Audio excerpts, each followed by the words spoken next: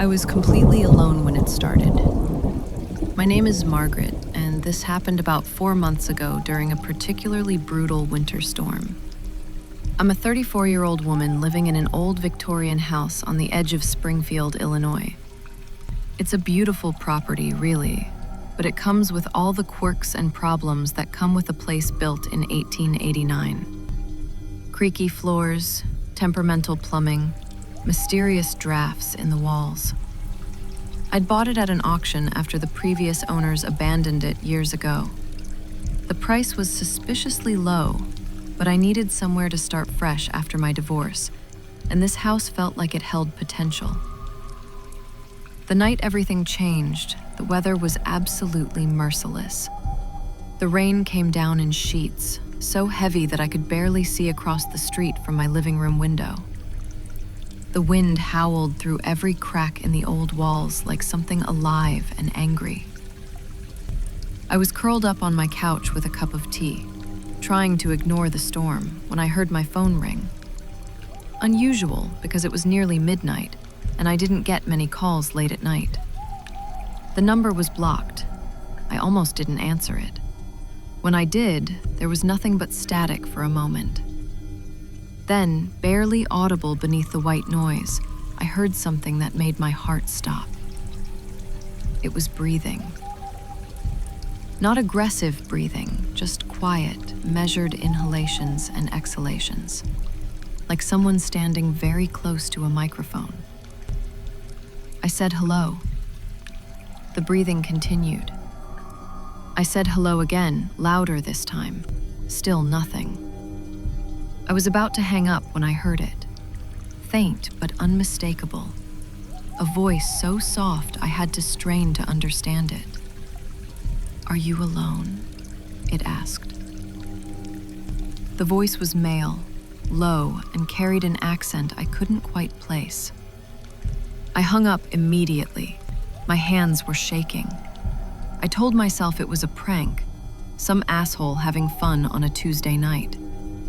But something about the tone of that voice, the way he asked that specific question, unsettled me deeply. I locked the front door even though I was certain it was already locked, then checked the back door and the side entrance. Everything secure. I sat back down, trying to calm my racing heart. 10 minutes passed. Then my phone rang again, same blocked number. This time I was ready to be angry rather than scared. "Stop calling me," I said firmly before he could speak. "I'm not calling you," the voice replied, and this time I could hear something in the background, something that sounded like the muffled sound of machinery or maybe water running. "You're calling me." "I'm down here.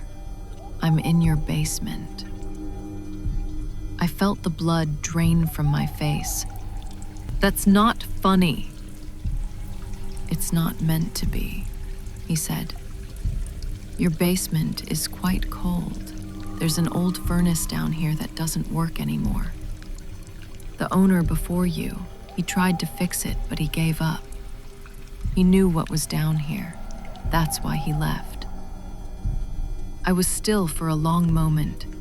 Every instinct told me this was an elaborate prank, someone who'd researched my house and was trying to terrorize me. But there was something in his certainty that bypassed my rational mind entirely. "Who are you?" I managed to ask. "Someone who was here before you, and someone who will be here after you leave," he said. "But that doesn't matter right now. What matters is that I need you to come down here. I need to show you something." "Absolutely not," I said. "You're already here," he responded, and I heard something in his voice shift, become almost mournful. "I've been calling you for 3 years now. Different houses, different women. You're the first one who answered." The line went dead. I sat there in the dark, listening to the rain hammer against the windows. My rational mind was screaming at me that this was either an elaborate prank or I was having some kind of mental health crisis. But something deeper, something primal, knew better. That man was in my basement. He was absolutely certain of it.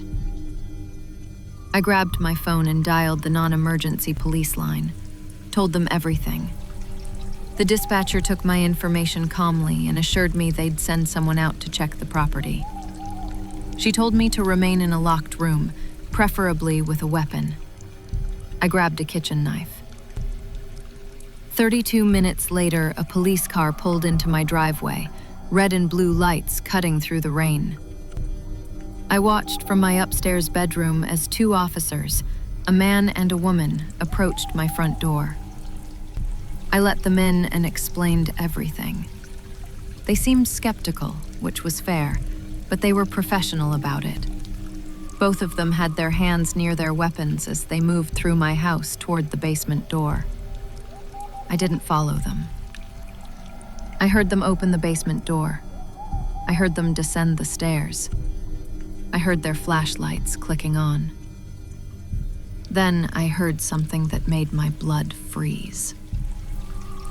I heard them stop. I heard them talking to each other in low voices, saying things I couldn't make out. Then I heard one of them radio their dispatcher, asking for backup. They found something. When they came back upstairs, their demeanor had completely changed. The male officer looked directly at me and asked if anyone else had access to my house. I said no. He asked when I'd last been in the basement. I told him honestly that I'd only been down there twice since buying the place. His partner was photographing something on her phone, her jaw clenched tight. "There's someone living in your basement," the female officer said finally. "There's a room down there we had to force open. It's been sealed off from the main basement space. There's a bed, food supplies, water bottles, a camp lantern, newspapers dating back 6 months. And there's something else." "What?" I whispered. "A phone. A burner phone. We found it on the workbench. There's a list of addresses on a notepad next to it. Dozens of addresses. Yours is highlighted." I don't remember what I said after that. I don't remember if I screamed or cried or just stood there numb. The backup officers arrived within 10 minutes. They searched the entire basement, the yard, everywhere. They found a loose foundation vent on the north side of the house, small enough for someone to squeeze through if they were thin and determined. They found footprints in the mud outside, leading toward the woods behind my property, but they lost the trail about 50 yards in. They never found him. The police forensics team came the next day and collected everything from that sealed room. Hair samples, fingerprints, trace DNA. They said it would take time to match anything to their database. Time. Meanwhile, they urged me to stay somewhere else, preferably with family. I called my sister and drove through the rain to her house that same night. 2 weeks later, the police called me back. They'd found a match. The man's name was Vincent Kellerman. He had a long history of breaking and entering, but nothing violent on his record until recently. He'd been questioned in connection with the disappearance of a woman named Sarah Chen in Iowa 2 years ago. She was last seen leaving her office on a rainy evening. Her car was found at a rest stop 30 miles from her home, driver's side door open, keys still in the ignition. She was never found. There were others. The police suspected him in at least 4 other cases of missing women across the Midwest, all of them living alone, all of them in old houses, all of them preceded by calls from blocked numbers in the weeks before their disappearances. But they never found enough evidence to charge him with anything beyond breaking and entering. He'd been careful, too careful. What haunts me the most is the list. That list of addresses. The police told me it contains 17 names, 17 addresses. Mine was the 6th on the list. That means if I'd been someone who slept downstairs, who didn't check my locks at night, who'd ignored my instincts just once, I would have been address number 6. I would have become another missing person case, just another woman who vanished into the rainy night. The police still don't know where Vincent Kellerman went. They found his car abandoned about 3 miles from my house, parked off a rural road with the doors open and the keys in the ignition, just like Sarah Chen's had been. Some of the officers theorized that he'd drowned himself in the river nearby, decided that if he couldn't take his next victim, he'd simply disappear. But I don't think that's what happened. I think he's still out there, still living in basements, still calling women late at night during storms. Sometimes, even now, when I'm lying in bed and I hear the rain, I wonder if my phone will ring. I wonder if it's a blocked number on the other end. And I wonder how many other women out there have heard that same soft voice in the darkness, asking the exact same question. Are you alone?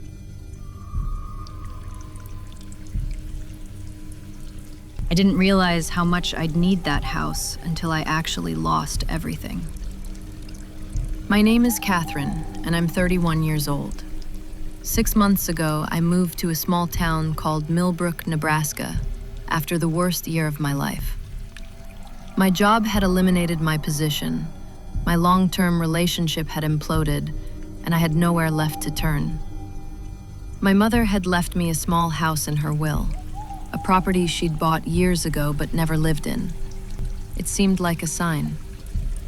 A fresh start in a place no one knew me. A town small enough that maybe I could disappear into normalcy again. The house itself was charming in a melancholic way. 2 stories, white siding with dark green shutters, set back from a quiet country road with about an acre of trees surrounding it. My closest neighbor was nearly a quarter-mile away, which I loved at first. Privacy, silence, space to heal. But as the winter came and the days grew shorter, that isolation started to feel like something else entirely. The first time I noticed my neighbor, it was during a particularly bad rainstorm about 3 weeks into my stay. I was making dinner, standing at my kitchen sink, when I glanced out the window and saw someone standing in the tree line between our properties. A man, maybe in his 50s, wearing dark clothing that blended into the darkness. He was just standing there, perfectly still, looking toward my house. When he noticed me seeing him, he didn't wave or acknowledge me in any way. He simply turned and walked back into the woods. I told myself he was probably just a hunter or someone checking his property lines. But something about the way he'd been standing there, the total absence of reaction when our eyes met, unsettled me. I locked my doors that night, even though I'd felt safe leaving them open before. Over the next 2 weeks, I saw him several more times, always at the edge of my property, always during bad weather, always at dusk when the light was fading. He never came closer. He never tried to approach. He just observed. I started keeping my blinds drawn, leaving lights on throughout the house even during the day. I told myself I was being paranoid, but that instinct, that deep primal warning system, kept insisting something was wrong. Then the notes started appearing. The first one was on my porch, weighted down with a rock. It was a piece of lined notebook paper folded once with a single sentence written in careful block letters. I can see you clearly when you sit by the window at night. My first reaction was to call the police.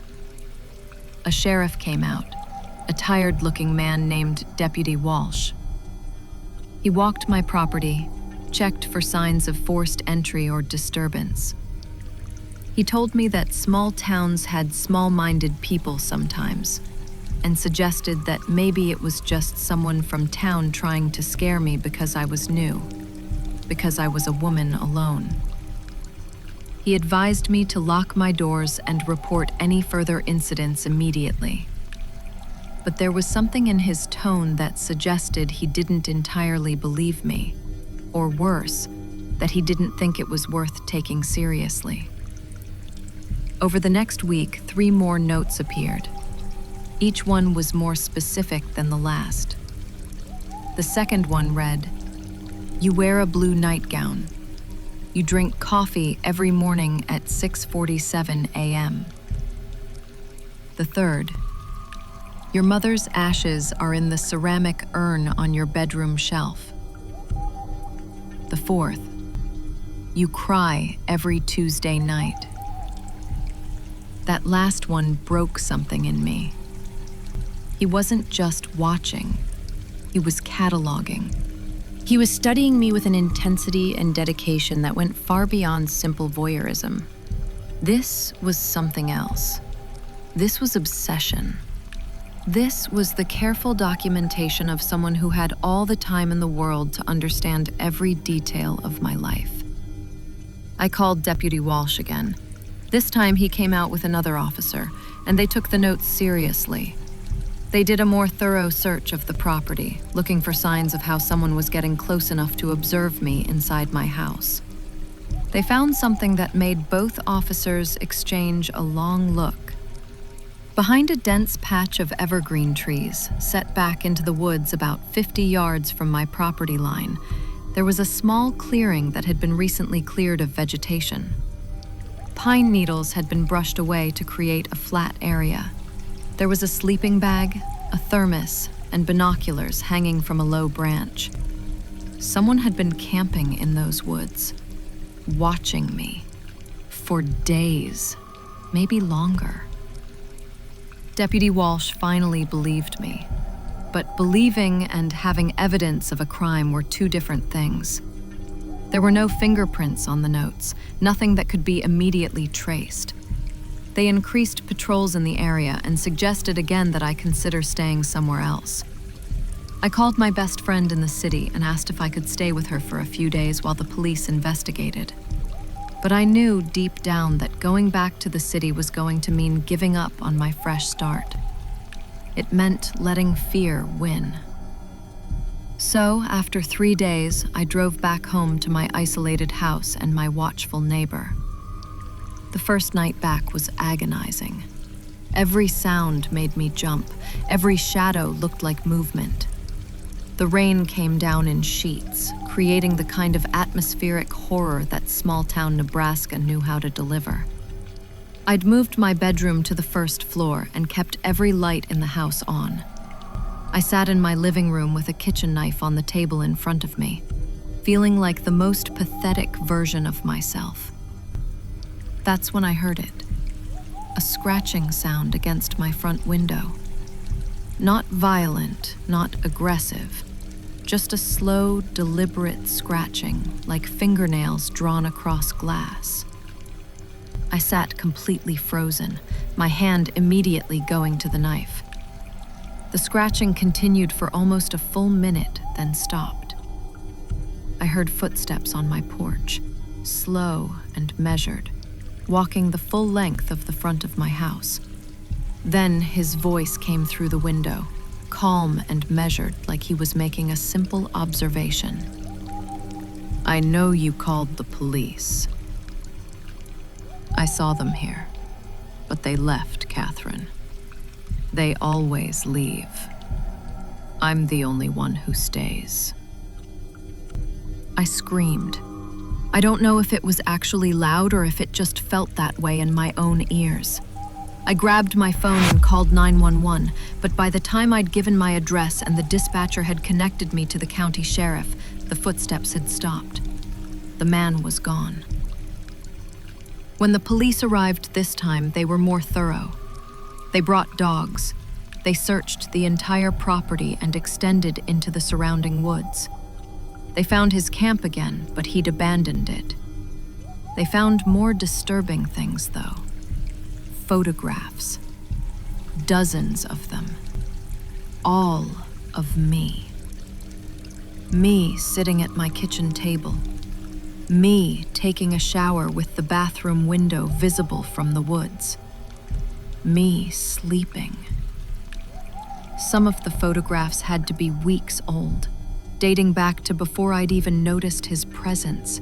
But here's the thing that still haunts me, the thing that the police couldn't explain. On the back of each photograph, in that same careful block lettering, was a date and a time. And they were precise, exact to the minute. 6:47 a.m., coffee. 10:32 p.m., crying. 11:15 p.m., shower. It was like he was keeping a diary of my entire life, a timeline of my grief and my daily rituals. They never caught him. The dogs lost his scent about half a mile into the woods. He'd apparently disappeared into the night, leaving behind his camp, his photographs, and the terrifying evidence of his meticulous obsession. The police suggested I move, obviously. My mother's house, the fresh start I'd been so desperate for, suddenly felt like a trap. I packed my belongings within 2 days and drove back to the city to stay with my friend. I've been living on her couch for 3 months now, afraid to return. Afraid to reclaim the life I was trying to build. But what terrifies me most isn't what he did while I was living there. It's what he might still be doing. Because before I left, I found one final note on my kitchen table. The doors had been locked. Every window had been secure. But there it was, in that same careful handwriting. Your friend lives at 447 Maple Street, apartment 3B. Her name is Jessica Tran. I know where you are now. I never went back to Millbrook. I never will. And every time it rains, every time I see someone standing at the edge of a crowd, I wonder if he's still out there, still watching, still documenting every moment of someone else's life with that same patient, meticulous dedication. Because he knew exactly how to find me. And there's no reason to believe he stopped looking.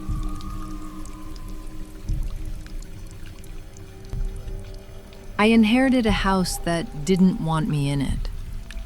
My name is Rachel.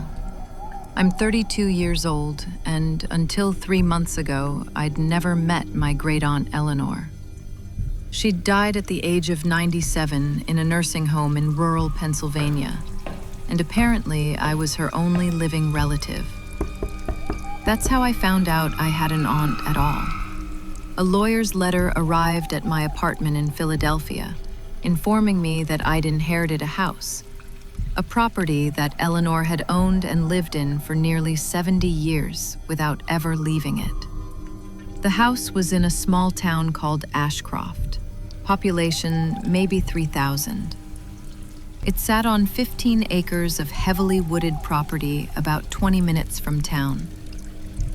My first visit was on a cold October afternoon when the rain was just beginning to fall. I drove up a long gravel driveway lined with bare oak trees, and there it was. A Victorian-era farmhouse, 3 stories, painted a faded yellow with white trim. It was beautiful in the way that old houses are beautiful, with character and history embedded in every weathered board.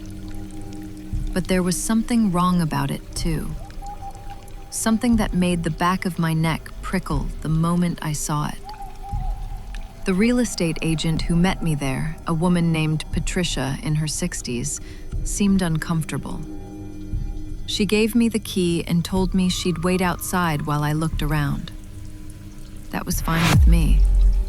I didn't particularly want company while exploring my inheritance. The inside of the house was exactly what you'd expect from a woman who'd lived alone for 7 decades.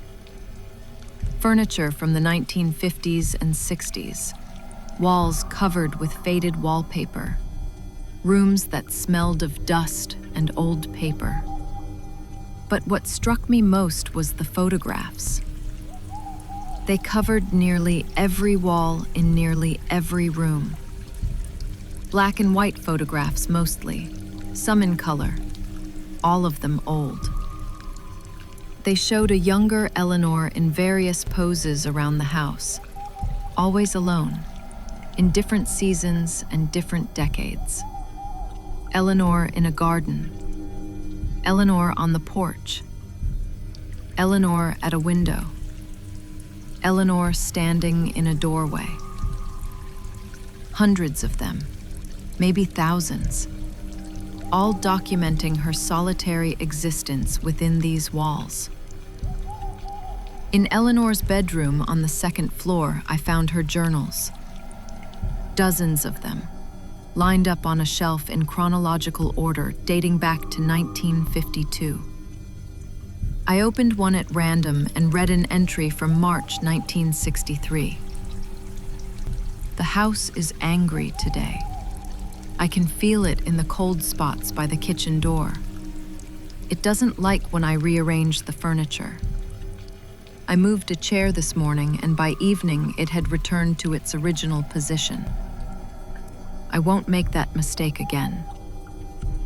I told myself it was the ramblings of an isolated woman, someone whose mind had perhaps deteriorated over decades of solitude. But I kept reading. Most entries were mundane, records of what Eleanor had eaten, the weather, her daily routine.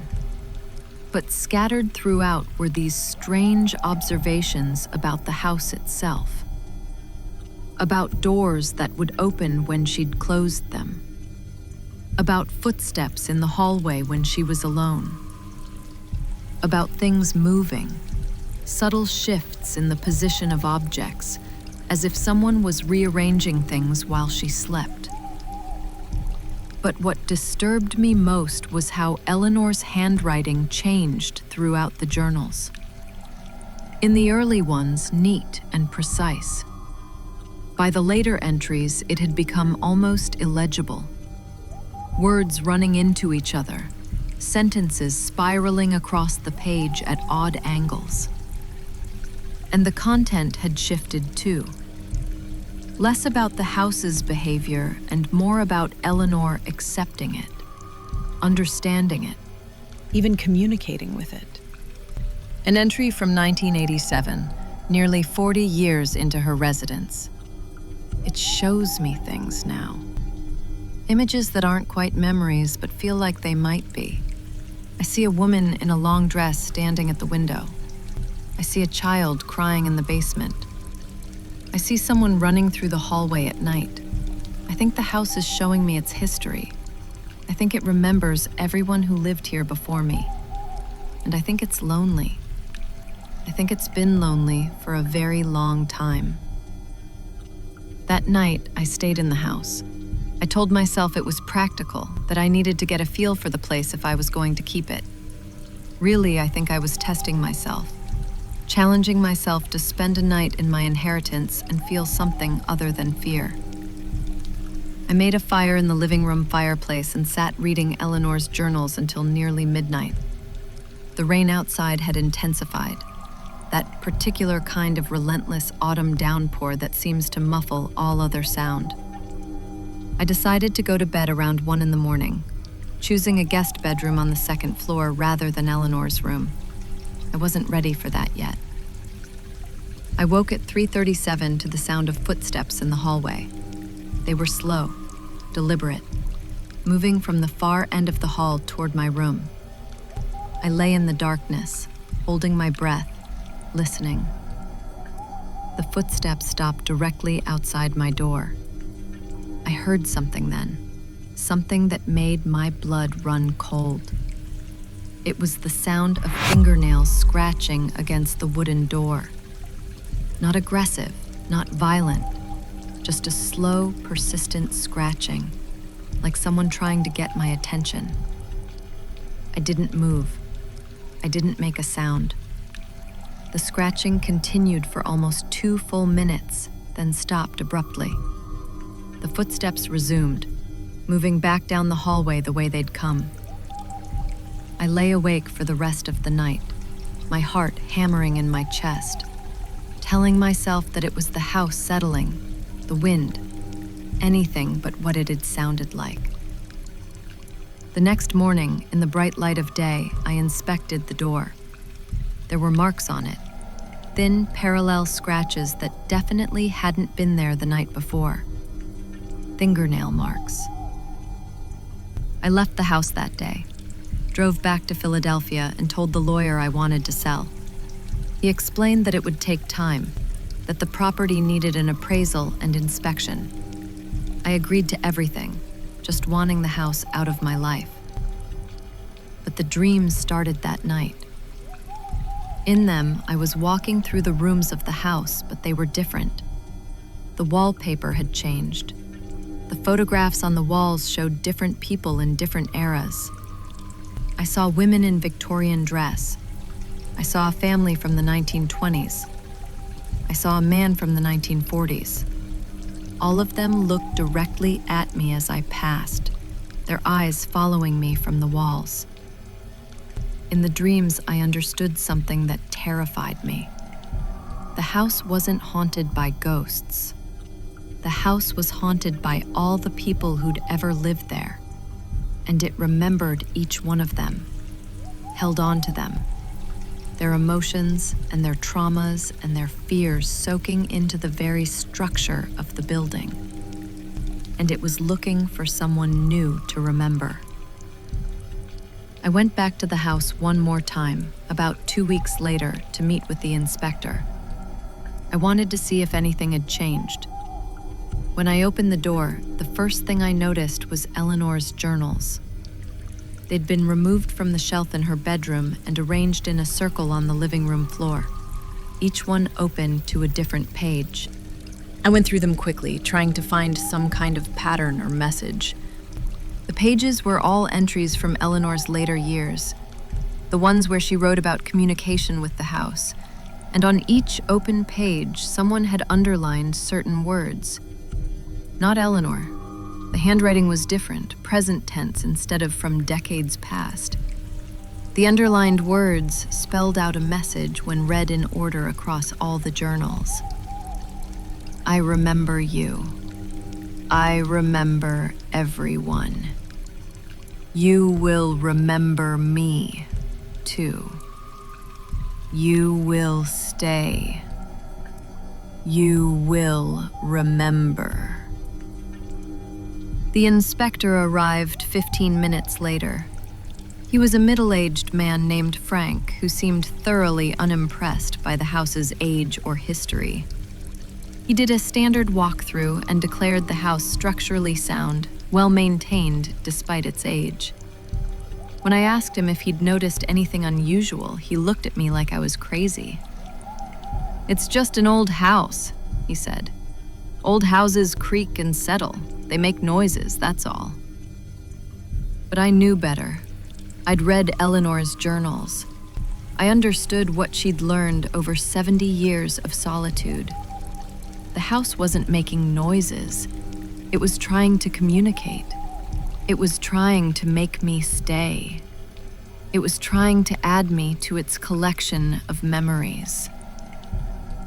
I sold the house 2 months later to a young couple from out of state, who seemed thrilled by its history and charm. I haven't heard anything from them since the sale closed. I don't know if they're still living there or if they've already fled like I did.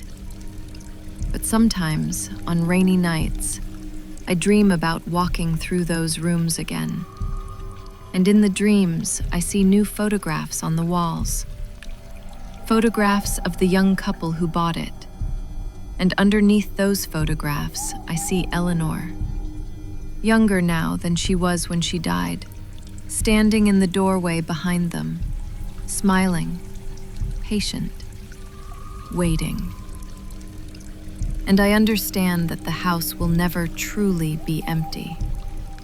It will never stop remembering.